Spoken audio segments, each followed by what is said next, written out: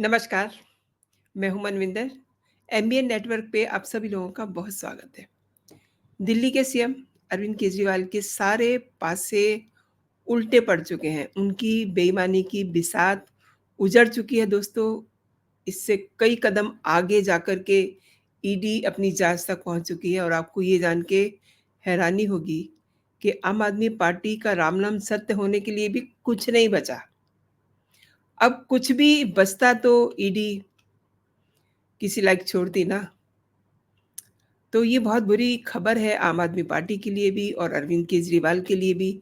इसी पर बात होगी कि कैसे एक आंदोलन से पैदा हुई पार्टी तबाह हो गई, बर्बाद हो गई, बात कुर्की तक पहुँच चुकी है। तो दोस्तों, मेरा वही निवेदन है, विनम्र आग्रह है कि अगर आपको मेरे वीडियोज़ पसंद आ रहे हैं, मेरे कंटेंट पसंद आ रहे हैं, तो वीडियो को लाइक कीजिए, कमेंट कीजिए, आप शेयर भी कर सकते हैं अपने दोस्तों में और आपके जो कमेंट हैं वो मेरे लिए बहुत अहमियत रखते हैं। इसलिए अपना स्नेह, प्रेम एमबीएन नेटवर्क के लिए बनाए रखिए। तो बात हो रही थी आम आदमी पार्टी की, जो अब बर्बाद हो चुकी है। जिस पर केजरीवाल के वज़न का, उनके शुगर लेवल का, कीटोन के ग्राफ का कोई असर नहीं होता। वो चाहे अप हो, चाहे डाउन हो। इससे ईडी की जाँच उस पे कोई फ़र्क नहीं पड़ता और अब कोई बचा भी नहीं सकता कार्रवाई से। दिल्ली शराब घोटाले में आम आदमी पार्टी लगातार अपने कनेक्ट होने से बच रही थी, लेकिन अब ईडी ने दावा किया है कि उनकी इस केस के साथ-साथ अरविंद केजरीवाल के खिलाफ भी जाँच जो है, वो ऑलमोस्ट पूरी हो चुकी है। ये जानकारी देखिए, ये जानकारी खुद ईडी ने एक मीडिया हाउस को दी है। ईडी का ध्यान अब इस बात पर है कि 1100 करोड़ की अपराध आय के बराबर कौन-कौन सी प्रॉपर्टीज़ कुर्क की जाए। इतनी बात अब पहुँच चुकी है इस लेवल तक कि 1100 करोड़ की जो अपराध की आय है, उसके बराबर कौन-कौन सी प्रॉपर्टीज़ को कुर्क किया जाए। और जाँच एजेंसी अब तक 244 करोड़ रुपए की संपत्ति कुर्क कर चुकी है। और दोस्तों, ईडी जो है अपना काम बहुत ऑनेस्टली और बहुत बारीकी से करती है। ये काम ही ऐसा होता है कि उनको डॉट से डॉट मिला करके आगे बढ़ना होता है।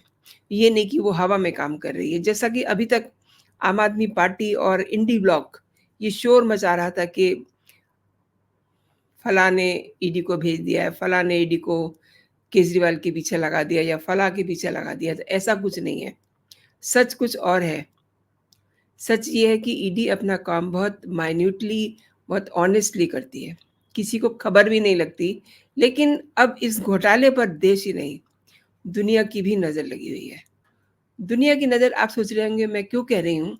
तो दुनिया की नज़र इसलिए लगी हुई है, अब देखिए जिस समय अरविंद केजरीवाल को अरेस्ट किया गया था, तो उस समय भी तो बहुत सारे लोगों ने, विदेशी ताकतों ने इस पर सवाल उठा दिया था, केजरीवाल की गिरफ्तारी पे। तो ये वही लोग नज़रें गड़ाए हुए हैं जिन्होंने उस समय छाती पीट-पीट करके केजरीवाल की गिरफ्तारी पे स्यापा किया था। इस मामले में तेज़ी से सुनवाई की तैयारियां अब चल रही हैं। इसमें करीब-करीब 40 आरोपी हैं, सैकड़ों गवाह हैं और हज़ारों पन्नों में दस्तावेजी सबूत सबूत हैं। तो आप ये मान के चलिए कि ये जो मामला है कोई छोटा मामला नहीं है।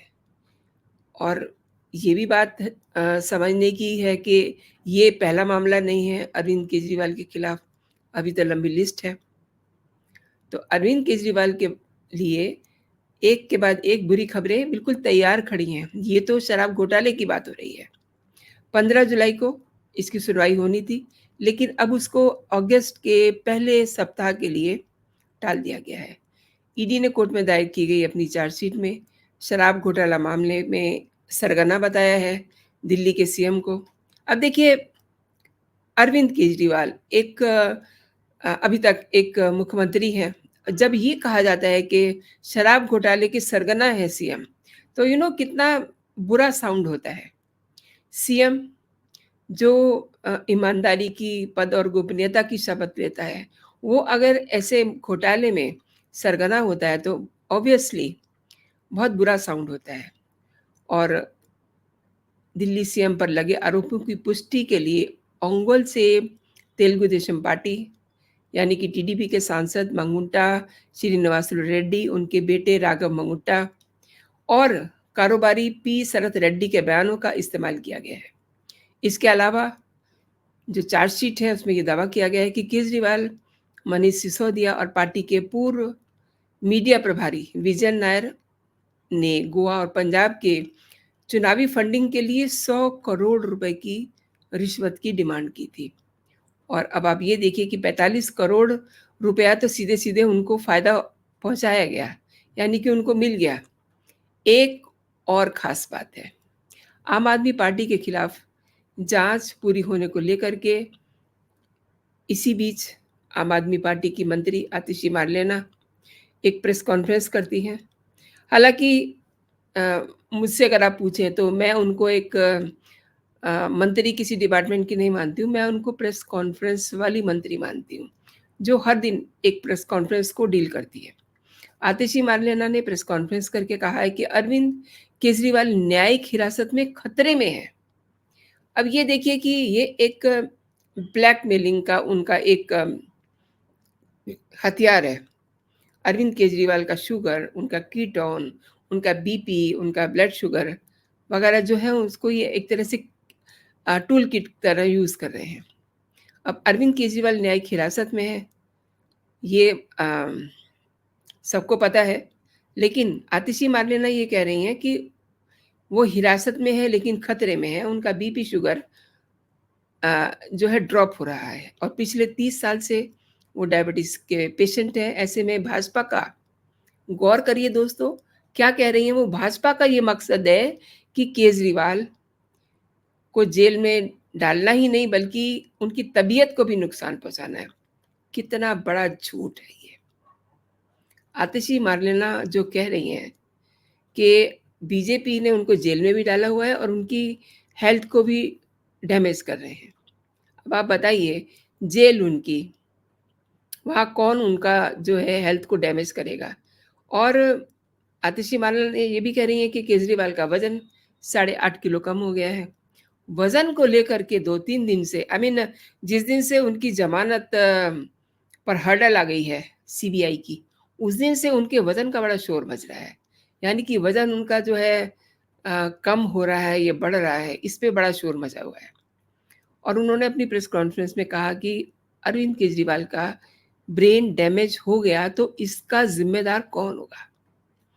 भई आप ये देखिए ना कि वो इस मुद्दे पे अभी 2-3 दिन से ही क्यों शोर मचा रहे हैं? या फिर आप इसको इस तरीके से समझिए कि जब भी अरविंद केजरीवाल की ज़मानत की बात होती है और उस पर हर्डल आता है, उस पे रुकावट आती है, उस पे ईडी उसको चैलेंज करती है, तो उसी समय आम आदमी पार्टी केजरीवाल का एक हेल्थ बुलेटिन जारी कर देते हैं। पार्टी भले ही शोर मचाए, लेकिन जेल प्रशासन ने इन सारे आरोपों को नकार दिया है। क्योंकि कैद की जो जहाँ वो कैद हैं, जहाँ अरविंद केजरीवाल हैं, वो एशिया की सबसे बड़े हाई सिक्योरिटी जेल में है इस समय अरविंद केजरीवाल। और वहाँ पर उनका जो वज़न कम हुआ है, केवल और केवल 3 किलो। तो 3.5 किलो का झूठ तो आम आदमी पार्टी बोल रही है। जेल के अधिकारियों ने सोमवार को इस संबंध में बयान दिया है। अब वो गलत बयानी तो करेंगे नहीं, नहीं तो जेल प्रशासन तो उन्हीं का है, दिल्ली सरकार का है, वो क्यों झूठ बोलेंगे? और जेल प्रशासन ने ये कहा है कि 1 अप्रैल को अरविंद केजरीवाल का वज़न 65 किलो था।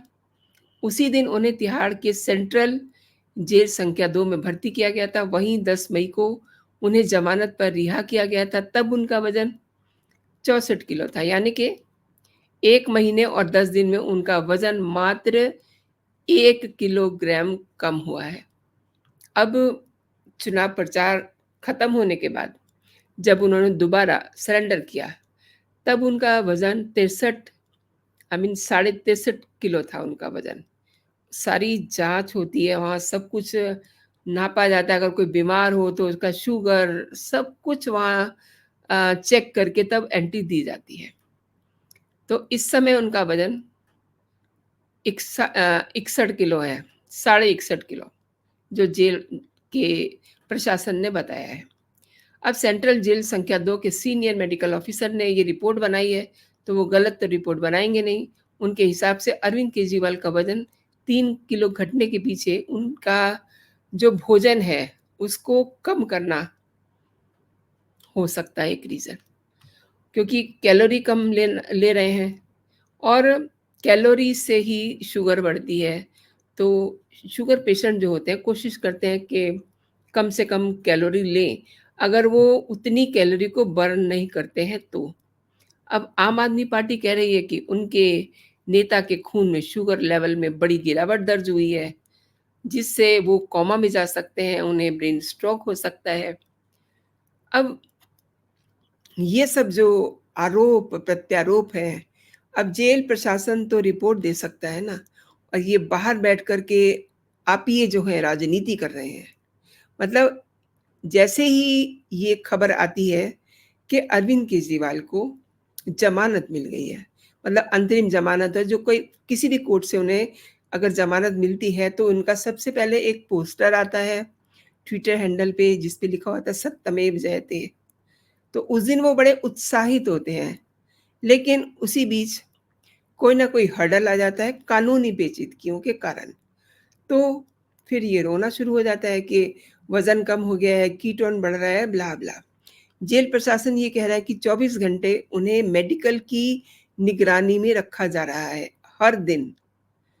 उन्हें जो भी प्रॉब्लम्स हैं, उससे रिलेटेड उनकी जाँच हो रही है और उनके द्वारा जो उन्होंने कहा है, वो दवाएँ दी जा रही हैं, मेडिकल बोर्ड भी उनका खान-पान तय कर रहा है।